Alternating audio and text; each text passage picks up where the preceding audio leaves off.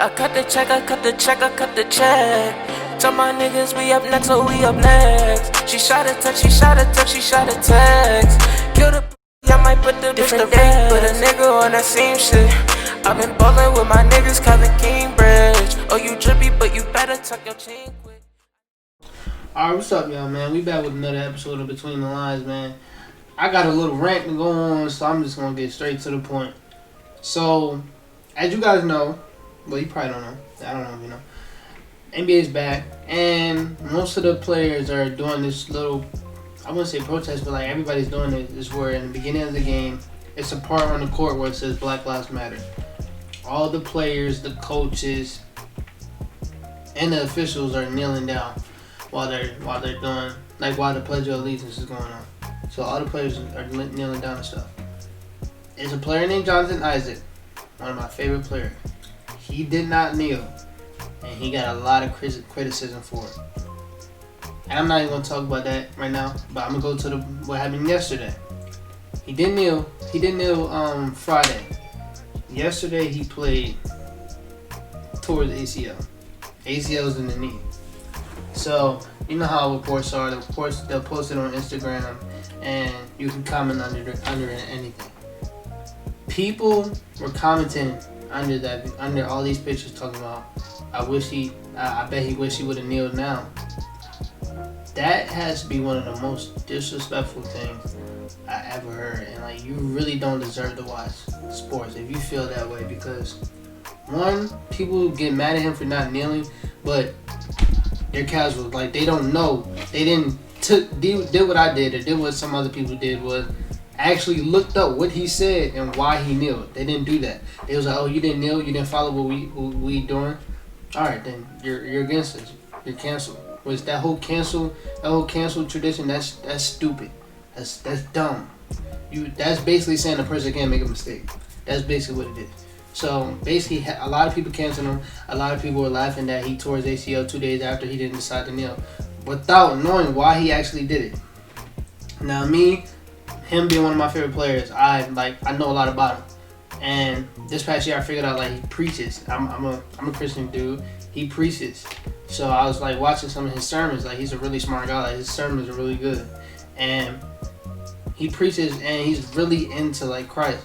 So his main part was, you don't have to follow the trend of kneeling to support Black Lives Matter. The way he's going to support is through God. And that was just his whole point of not kneeling, because he felt like there's different ways to do that. Him standing while everybody else kneeling, that got all the attention. After that happened, all his jersey sales went up. He was right after LeBron for jersey sales. All his attention, it went up.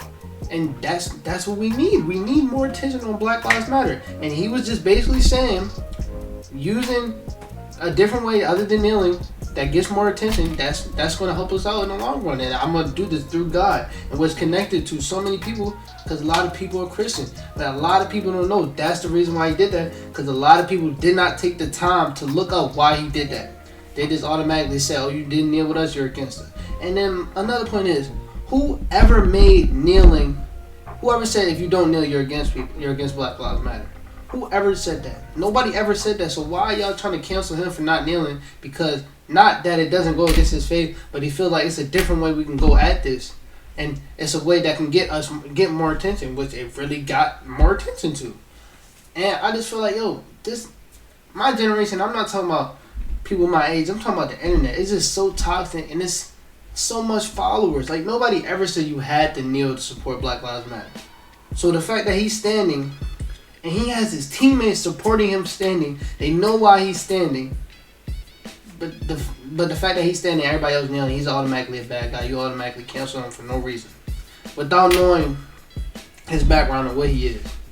You just paying attention to what everybody else is doing. If he's not doing it, then he's canceled. The fact that he's being a leader and the rest of y'all followers, he's canceled. It's stupid, man. It's stupid. To be honest, it's stupid. Now, Myers Leonard, a dude on the he did the same thing, and I feel like with him it's kind of different, because he was basically saying what Drew Brees was saying. He had somebody that fought in the war, and he don't want people to disrespect the flag. I mean, he couldn't bring himself to disrespect the flag. He felt like kneeling is disrespecting the flag, which is not. But like, he's also a person that's really been vocal about Black Lives Matter. So I'm not gonna sit here and call him a freaking racist because he didn't kneel and he's white. I'm not gonna call him that because he's been supporting Black Lives Matter, and he's when it like really popped off this year. He was one of the first white basketball players that really said something about it. So I'm not gonna go ahead and cancel him because the way everybody else did it, he didn't follow it. I'm not gonna do that. That's childish, man. That's childish. And that's stupid. That's real stupid. You got people calling them Jonathan Isaac and Myers Leonard clowns. Like a person that I look up to, he called them a clown. Like it infuriated me because like, yo, you're saying that but not knowing the background of why they did this. And just because they didn't kneel, that don't mean they don't support us. That's stupid. If you really think that I'm not gonna call you stupid, but that is stupid. I'm sorry, that's stupid. He's standing because he feels like it's another way to do it, and he's gonna do it through Christianity. That is smart, and that basically worked because he got a lot of attention from it. A lot of people before that happened don't know who Jonathan Isaac is.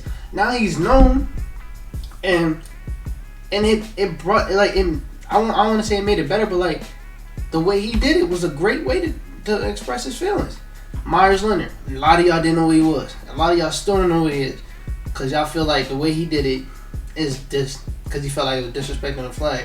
You can say that, and I'm not going to argue that, but maybe you actually realize like he's with us. His players, you got a picture of him dabbing up Udonis Haslem, an old head. Like, they understand why he did that.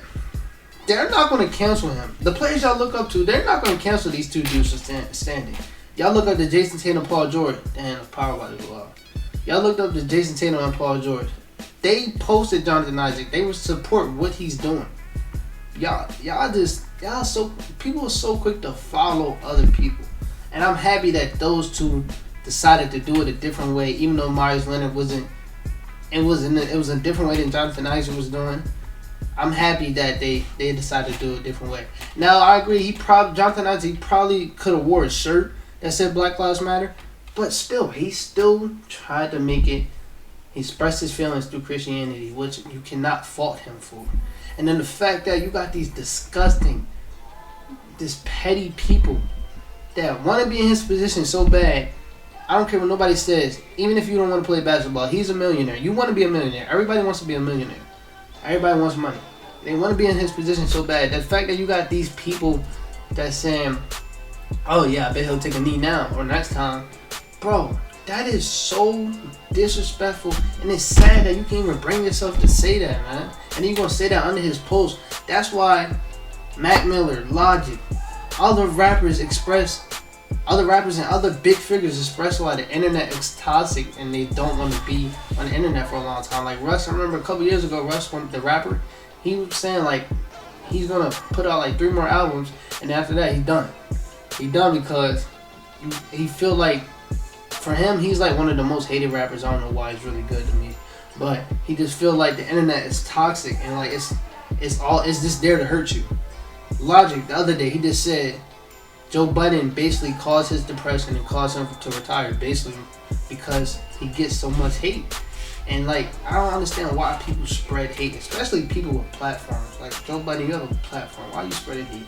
That's stupid. But like the people that said that stuff under his comment, like y'all petty, y'all terrible, y'all gotta look at yourself because not a normal person would say that. And the fact, it's the difference from saying, oh, I bet he'll take a knee now, or for saying he should have known. Because if you're saying he should have known, that could be an argument, but I feel like it's a dumb argument. I feel like he expressed it in a different way, and it was a good way for him because that's what he goes through.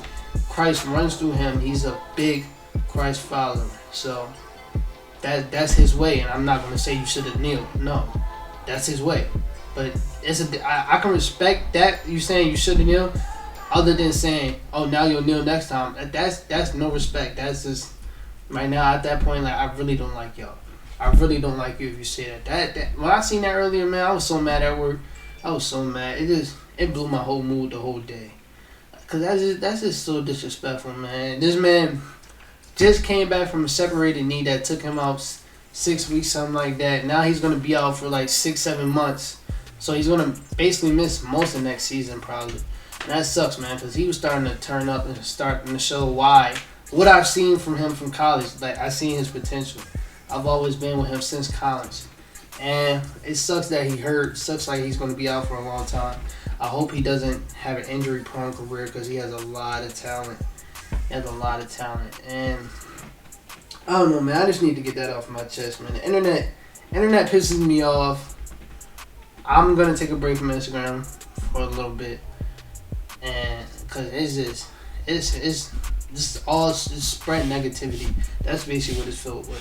Negativity just being spread the whole time. But yeah, that's really it for that. But like, NBA is back, so let's get on the positive side again. The NBA is back. We're getting some really good games. First day, it was Pelicans versus Jazz. That was a really good game. I reacted to most of these games, so you can go watch my reactions. I'm putting it on this channel. I'm trying to get into reactions when quarantine goes away. I'm gonna do vlogs, pranks, and all that other stuff. So you can get into that. But Jazz played the Pelicans. It was a really good game. It showed me a lot. Like, the Jazz are trying to run the offense through Rudy. Well, they're not running the offense through him, but they're getting Rudy Gobert more touches, which is something he really asked for, and it's cool that he got it. And it just showed, like, yo, two bad things for the Pelicans. Zion gotta lose weight, man. He do 4 minutes. He'll play 4 minutes, then you see him tired. You see him limping. Like, he gotta lose weight. They have no big men, so even if they make the playoffs, they play the Lakers. They're getting 4-0. I don't want to see them in the playoffs. I used to because I wanted to see the story, but I don't want to see them in the playoffs anymore. It's a waste. I'd rather see a 4-2 series with the Grizzlies or the Blazers than a 4-0. Because, like, yo, I don't want to see this, man. I don't want to see the Pelicans. They lost the other day by like 40-something to the Clippers. But like, I don't want to see them in the playoffs, man. It just looks so bad, man. Rudy Gobert was killing them, getting offense, defense, and rebounds all over the place. They had no big man. They were running. The only thing that really keeps them in games is that they run. They can run and they can score really well. But like, as far as defensive side, other than Drew Holiday and Lonzo Ball, like in the paint, bro, they be getting killed. And I understand why. Anthony Davis, as soon as he played them, he dropped 40 points. Like, bro, it's easy down there, man. They had Derek Fisher. Derek Favors like 6'10", 6'11", going against 6'3", 6'2" guys getting killed. And like, man, that's not going to work in the playoffs. But I like how the Jazz switched it up, and I like how Jordan Clarkson stepped it up. That Bojan Bogdanovic style. I like how he stepped it up. And Mike Conley looks like he's getting back to normal, so they can be a little scary team in the playoffs. Not big, but the game after that was the Lakers versus Kawhi. Well, versus the Clippers, and I reacted to that. That showed me like, yo, PG is nothing to mess with, bro. I knew that. But I knew that because like he's a 3-and-D wing. He's elite on offense and elite on defense. But I never really paid attention to his offense. Him, Paul George, Devin Booker, and KD. They're the three people I can say that makes offensive side of basketball. They just make it look so easy and effortless. Like it just looked like he didn't care. I'm not saying he didn't put no effort. Well, I'm not saying that he didn't care. But like, yo, it was just so easy for Paul George to score. And like, yo, if he plays like that, along with how Kawhi's been playing, man, and they get Lou Williams and Montrezl Harrell back, man, it's gonna be easy for them. Especially if they get Montrezl back, it's gonna be easy for them. And the fact that they didn't have two 20-point scorers on their team, and we only won by 2. The Lakers only won by 2. Like, yo, I don't know. To me, that was scary. That's like, yo, they just had Kawhi and PG. Reggie Jackson had a great game. Pat Bev had a terrible game. His first game back. Pat Bev had a terrible game. And we only beat them by 2. We was fully healthy. Everybody on our team had a great game. LeBron didn't really have a great game. But everybody else had a great game. And we only won by 2. And then the fact that pissed me off, I think I talked about this on my reaction video. It was the first half. Kawhi had 19. LeBron had 4 points.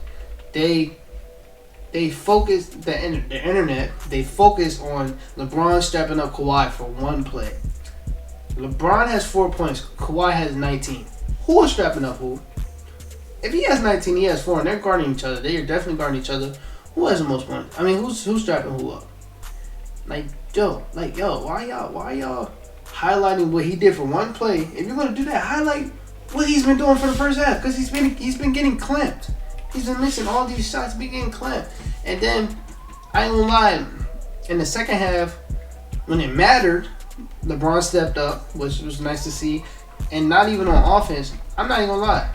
Even though he was getting clamped, bro, LeBron was strapping up on defense, especially in the second half. He was strapping up. So, hey, I've been saying that all year. He could have made an all-defensive team. There's just a lot of defenders in his league, but he stepped it up on defense this year. But like this, when he came back, like in Orlando, like he looks like 2011 LeBron when he should have won Defensive Player of the Year.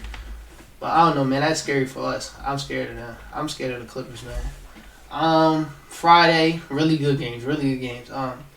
Blazers versus the Memphis Grizzlies. I didn't write no notes. So I'm just coming off the top of this because I was so mad. I had to talk about Jonathan Isaac and Myers Leonard. I had to get that out, but not Chicago. Grizzlies versus Portland. That was also a really good game. Jaren Jackson Jr. is a monster. He is a monster. A monster. People just look at the Grizzlies and just see job like, yo, Jaren Jackson Jr. is the perfect person next to him. Can shoot, can dribble, can defend. Only thing you say he can't do is rebound. Because he's 7 foot and can't rebound a lick.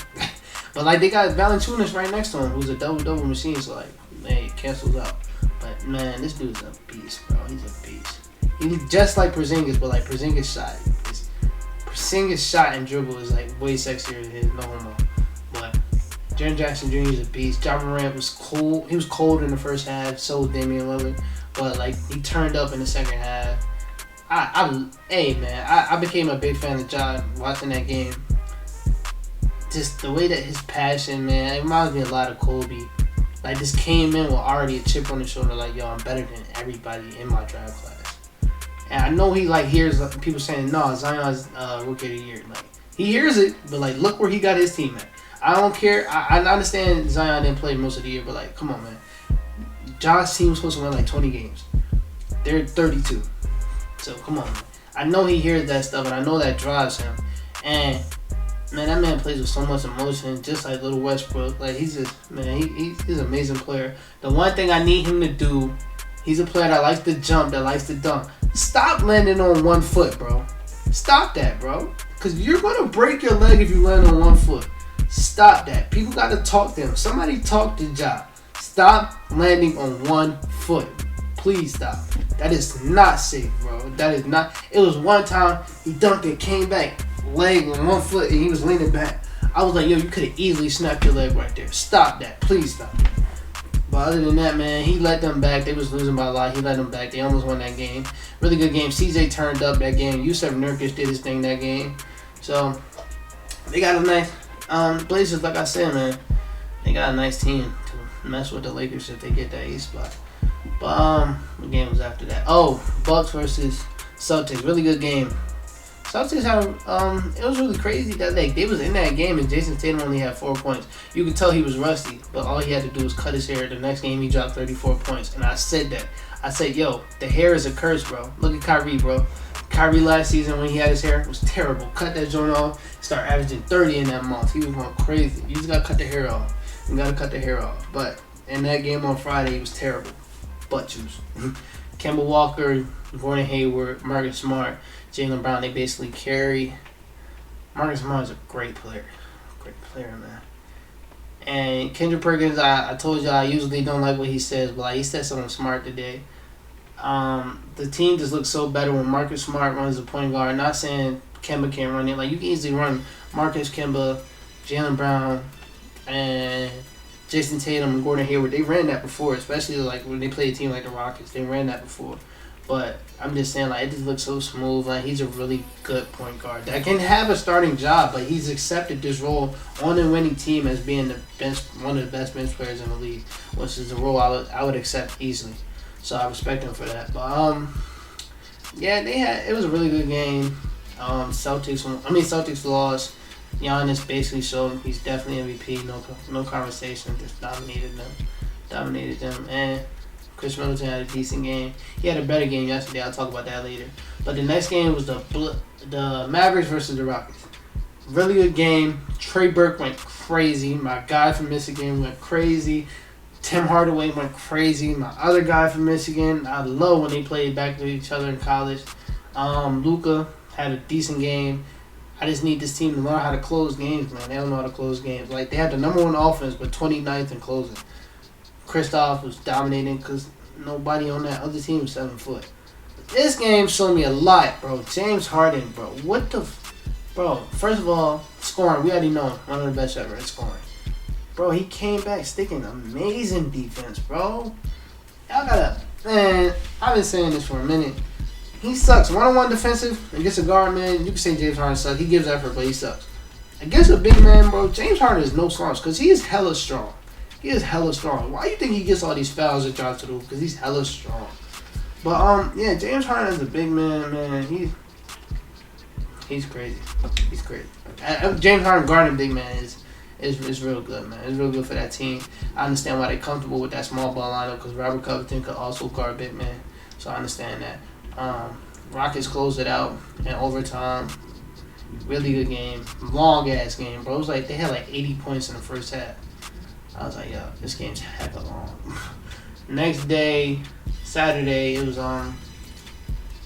Sixers versus Pacers. That was a really good game because TJ Warren went crazy. Dropped 53 on Ben Simmons, Defensive Player of the Year candidate. He dropped 53 on him. Easy, didn't touch the rim the whole time. All his shots did not touch the rim. I watched his shot like 2 times.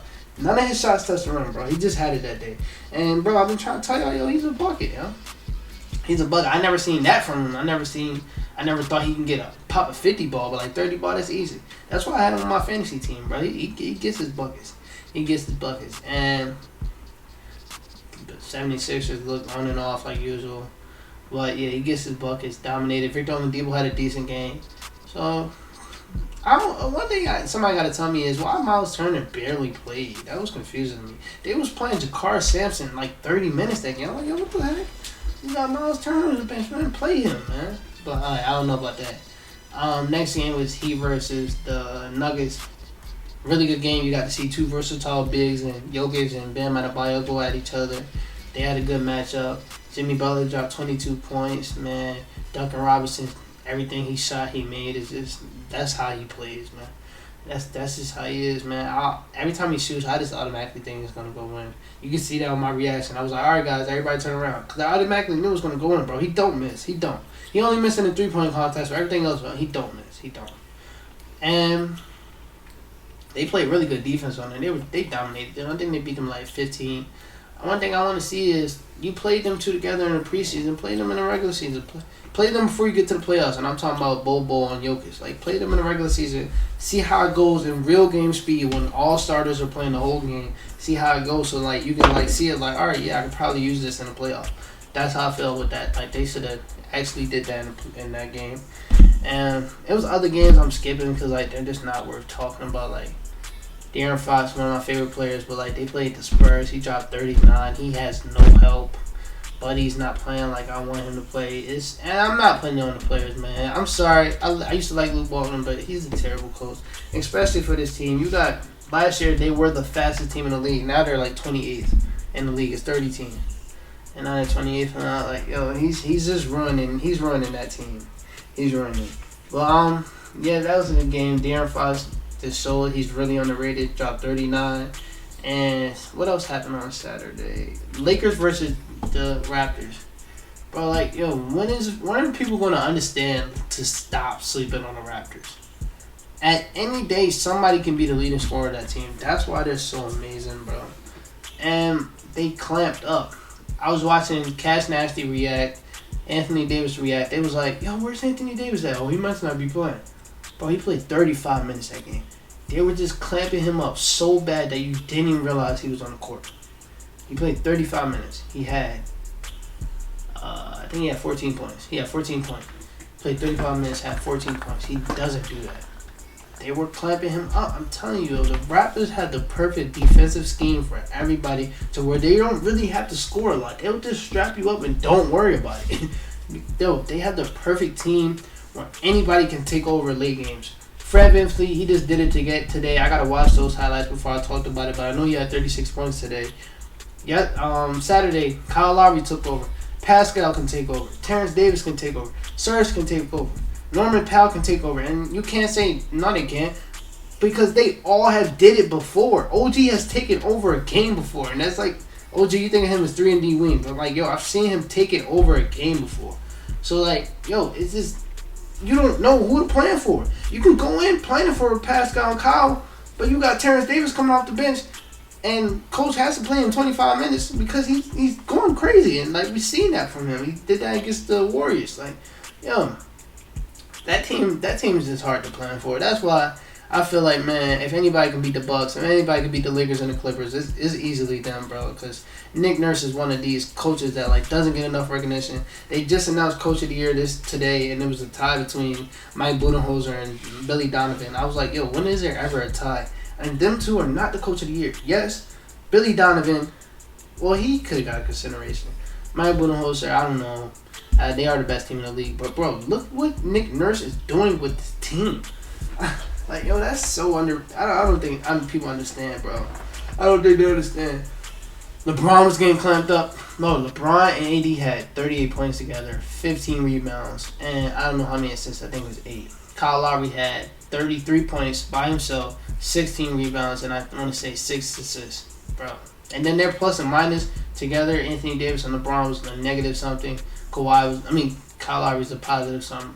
He was dominating that game. ISOs on Anthony Davis. I'm like, yo, come on, man. Stop playing with Kyle Lowry. He doesn't ever get the recognition he deserves.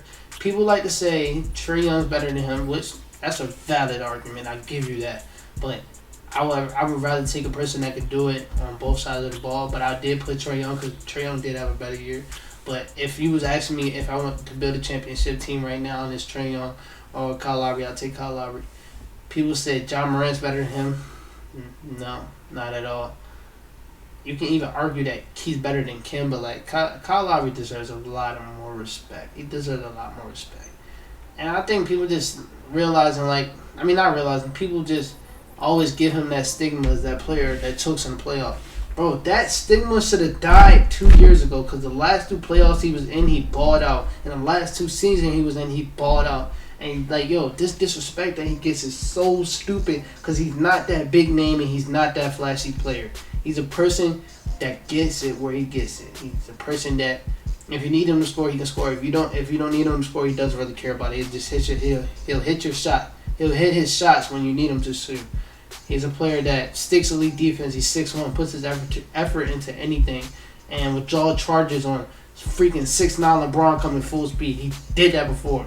Not a player that's scared of nobody, man. He's an amazing player and needs more recognition. That if he gets another ring, he will be a Hall of Famer to me. He definitely deserves it. You can even make a case that he deserves it now, but I know they won't give it to him. But Kyle Lowry deserves a lot more recognition. And the way that he's running this team along with Pascal Siakam is a reason why everybody in the league should be scared of this Raptors team because it's so versatile. You don't know what to plan for. You don't even know if you're going to be able to score on this team because they can throw anything at you. Their starting 5 together is elite defense across the board. Kyle Lowry. Fred VanVleet's not elite. Great defender, though. OG, elite. Pascal, elite. Serge, elite. If you want to take Serge out, Marcus Gasol is elite. Like Norman Powell, if you want to take Fred VanVleet out, great defender. Like, yo, it's sometimes you won't score on this team. So people need to recognize this team is here. Yes, they got rid of Kawhi, they got rid of Danny Green, but they are a way better team than they was last year. They have an all-star. They have 2 all-stars that's just, man, out of this world. But I think that was the last game that happened on Saturday. Yesterday, I don't really know who played yesterday. I can't really think about it. Oh, Jonathan Isaac tore his ACL yesterday. That's the other thing that's stupid, bro. They were beating the Sacramento Kings by like 30 in the 4th quarter. Jonathan Isaac is one of your best players on the team. I know you're trying to get him in the game speed, but you're not getting in the game speed playing in the 4th quarter when you're up by 30. At that point, everybody's trying to get the game over with. Take him out of that game, bro. What are you doing? Y'all are up by 30. And he's one of y'all best players, and he hurt his knee on a hop stat. I'm not doing a hop stat no more because it happened to D-Rose. D-Rose tore his ACL on a hop stat. I'm not doing that no more. But they both tore their ACL on a hop stat, and it was like, yo, be honest, bro, he wasn't even supposed to be playing at that time, bro. That's another thing that aches me, man. That was dumb. But Mavericks played the Suns. I gotta watch that. But I know Luka had 40, a 40-point triple-double. Devin Booker had 30, fouled out. That's what I heard. So that was a really good game. I gotta watch that. But other than that, the really game I really paid attention to yesterday was the Bucks versus the Rockets. Like I said, James Harden was sticking a lead defense. He did not have an offensive game at all yesterday. He really didn't play that good on offense. Because he was in foul trouble. I'll give you that. He had 4 fouls in the first half. That was kind of dumb to leave him in it when he had 3 fouls. You should have took him out when he had 3. Now he has 4. Now you really can't play him in the third quarter. But shit, I think he had 5. I don't know. I know he had either 4 or 5 fouls in the first half. But he just stepped it up on defense. I gotta rewatch the fourth quarter because they said in the last 5 minutes he asked to guard Giannis. I gotta watch that. I just hear that. I want to see that. I don't want to hear that because that can easily be a lie. I want to see that. But I know it was plays where he was guarding Giannis in the fourth quarter, so it might be true. And he was strapping Giannis because he's so strong. But Giannis still dominated yesterday. He didn't dominate when it was time. But, hey, everybody has their off games. Chris Middleton was dominating. Didn't dominate when it was time. But Russell Westbrook also is a player like Kyle Lowry. Even though Russell Westbrook gets his recognition, the past few months, man, Russell Westbrook's been getting he's been getting disrespected so bad. Bleacher Report rated him as the 22nd best player in the league when he's freaking top 15, bro. Offense, yes, he can't really shoot, even though he's shooting a lot more better in Orlando, so I like that. But mid-range, elite, one of the best in the league. You're so scared that he's going to blow by you because he's so fast that you just leave open at mid-range, and that's cash every time. Defense elite, effort elite, passion is just like something that I look up to with him. Sometimes I get mad at him like, yo, all right, chill out, yo. Because he like, you always pouting. I'm like, yo, stop pouting. But that's it. That's his mentality, and I like it. I love it. So I can't be mad at him for that. But like, yo, he needs way more recognition. Like, y'all got to stop disrespecting him. Like, when James Harden was playing terrible, and I want to say December, January, bro, Russell was averaging 31 points. He was doing MVP Russell thing. He was dominating. So let's stop that whole stigma that he can't shoot, so he can't really affect the ball. Everybody calling him Russell Westbrook. Bro, come on, bro. Come on. That's childish. That's not even funny. Stop that. But yeah, that was a really good game. Russell dominated yesterday, pulled it out for this team. Only thing, I can't really judge the Bucks for losing yesterday. They didn't have their star point guard. Well, not star. They didn't have their starting point guard that's close to being a star. He's good. I like Dante DiVincenzo better, the one that started at point guard, but he's good. Dante's young, so he's still learning. But, hey, they had a great game yesterday. That game was really good. Really long, too, another game. The Rockets game has been long, because they've just been scoring. But, and they showed me something like, yo, they might not need a 7-footer, bro, because James Harden and Robert Covington, they be strapping down there. They be strapping up. And when they play Anthony Davis, it might be something different, because Anthony Davis is a different monster. He is a different monster. It might be something different. But, hey, man, that's really it for this episode, man. It was a really good episode. I didn't really have to write notes. I might stop doing that. Because I was writing notes, I didn't really have to stop that much. I usually stop like 2-3 times a video.